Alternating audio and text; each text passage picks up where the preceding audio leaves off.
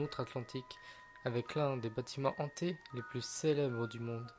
L'Eastern States Penitentiary est connu pour avoir accueilli des criminels notoires comme Al Capone et Willie Sutton. La prison a été la première à introduire une politique d'isolement des détenus, allant même jusqu'à placer un capuchon noir sur la tête des prisonniers pour les empêcher de voir le monde extérieur. Cette pratique a poussé certains d'entre eux vers la folie et leurs fantômes hantent à présent les lieux. L'hôpital de Changi, qui a ouvert ses portes en 1935, a été utilisé comme prison et camp de torture par la police secrète japonaise, la terrifiante Kempeitai, pendant la Seconde Guerre mondiale, après la guerre. L'établissement a retrouvé son statut d'hôpital jusqu'à sa fermeture en 1997. De par son histoire peu commune, on dit que l'endroit est désormais occupé par les fantômes de soldats japonais ensanglantés, de personnes exécutées durant l'occupation et de patients ayant perdu la vie. Les couloirs sont hantés par un vieil homme qui erre sans but, apparaissant et disparaissant à l'envie. Et certains visiteurs ont également repéré un spectre de femmes dans plusieurs chambres, des fantômes d'enfants déambulant également dans l'aile qui leur est réservée. Attendez-vous à des objets qui tombent sans raison et à des cris surgis de nulle part. Une dame bleue hantait les lieux, menant les visiteurs à leur mort en les faisant tomber des hautes tours. Une dame blanche aurait quant à elle élu domicile dans les donjons après y avoir été emprisonnée.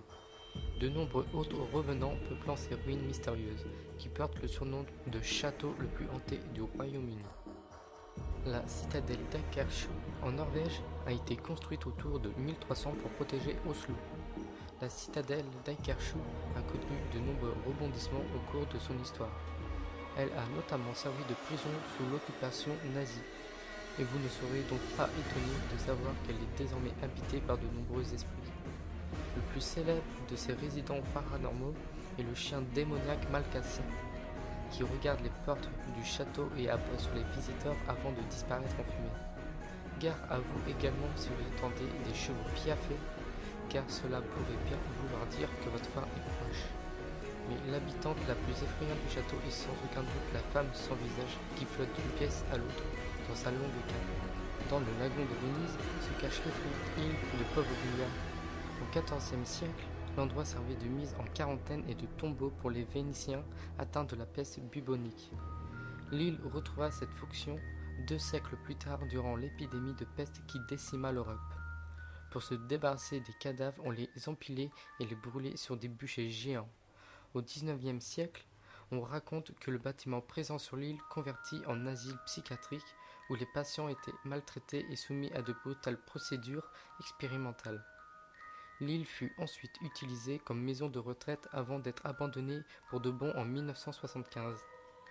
De nos jours, les esprits qui hantent sont nombreux. Il n'est pas inhabituel d'entendre des cris ou d'apercevoir des silhouettes du coin de l'œil.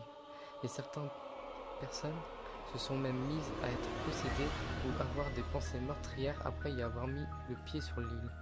Même si votre visite n'est pas aussi extrême, nul doute que vous ressentirez l'atmosphère pesante de Poveglia.